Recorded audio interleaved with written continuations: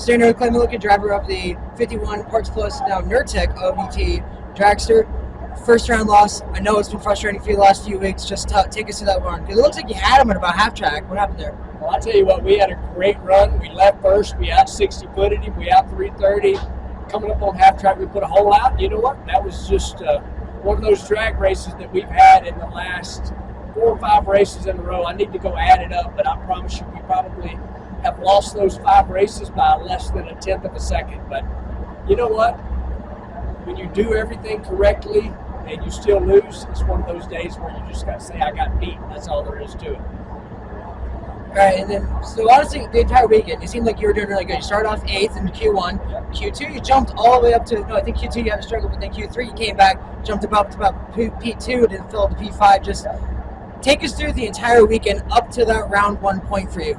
Well, I mean, without a doubt, it's been a wild whirlwind of a lot of stuff going on. I mean, Rick Ware came in, now owns the team, and piles of parts and pieces and vinyl wrap going on and all the changes that we had.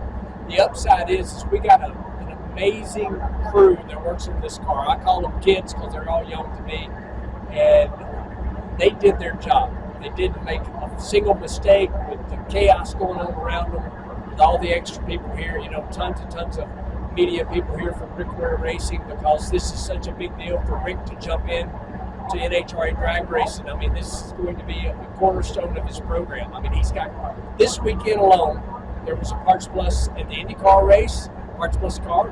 There was a Parts Plus car in Darlington, and then, of course, the Parts Plus Nurtec car right here this weekend. And it's been pretty dang crazy, and for these kids to keep it together. And even the old driver didn't mess up this weekend at all. So it was an amazing weekend. Anyway, you slice it and dice it. Do you want to turn the wind light on? Absolutely you do. But you know what?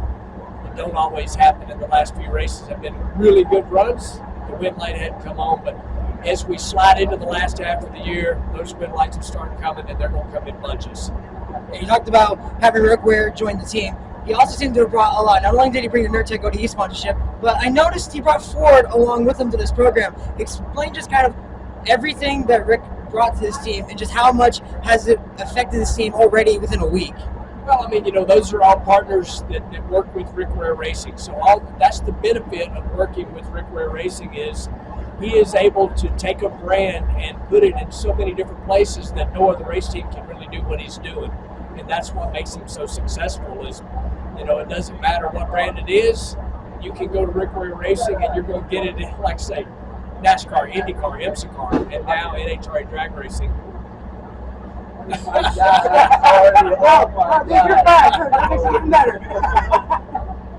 So the benefits of that for any brand that wants to get involved with us is gigantic, and that's how Rick does it. And so, whether it's Ford, it's Nurtec, it's Parts Plus, it's Summit, the list goes on and on, because he has such a large footprint. It's an amazing thing for anybody that's involved with Rick Ware Racing. And you talked about how you had this young group of guys behind you. For the past few years, you have these young people come in, they learn this series and they learn how to do their job properly, and then they go flock off to Force or Kalitta or Schumacher. Now that you have Rick Ware in your corner, do you feel now you have the opportunity to have the backing to keep these guys longer and turn yourself into one of the more powerhouse teams like the ones that you see out there on the track that you race against every week? Well, I'll tell you, I am a firm believer of anybody that works their tail off, and if they get an opportunity to better themselves and make a better life for themselves, they need to take that opportunity. So I don't really think about it that way. Yes, as a small team, we have lost our entire crew before. The entire crew a few years ago went to John Force Racing, but you can't be mad about that. I mean, if someone can better themselves, you can only be proud that maybe you helped put them in a position to make them have a better life. And, do we plan on losing any of these kids? Absolutely not. Is the quality of life going to be better? It's going to be different for sure, and we intend on making it better. The shop moving will be a big change in life for them, because the shop's going to go from McLeansboro, Illinois, now to a 17,000 square foot shop in Morrisville, North Carolina, which is basically Charlotte. So, I don't anticipate anybody leaving this team. But again, I'm a firm believer that if someone can improve their quality of life, then they should do that. And then lastly, countdown just starts. You get in with the minimum qualifying spots. What is your goal for the rest of the season? And then also, lastly, you guys have got some cool hats here. Do we have any plans on maybe some new merch coming out for the rest of the season with this Nerd Tech deal? Well, I got to be honest. Our plans for the remainder of the season is take those 007 losses and turn them into win lights, because I firmly believe once the win lights start coming our way, they're just going to roll our way, and we'll start clawing our way up in this countdown.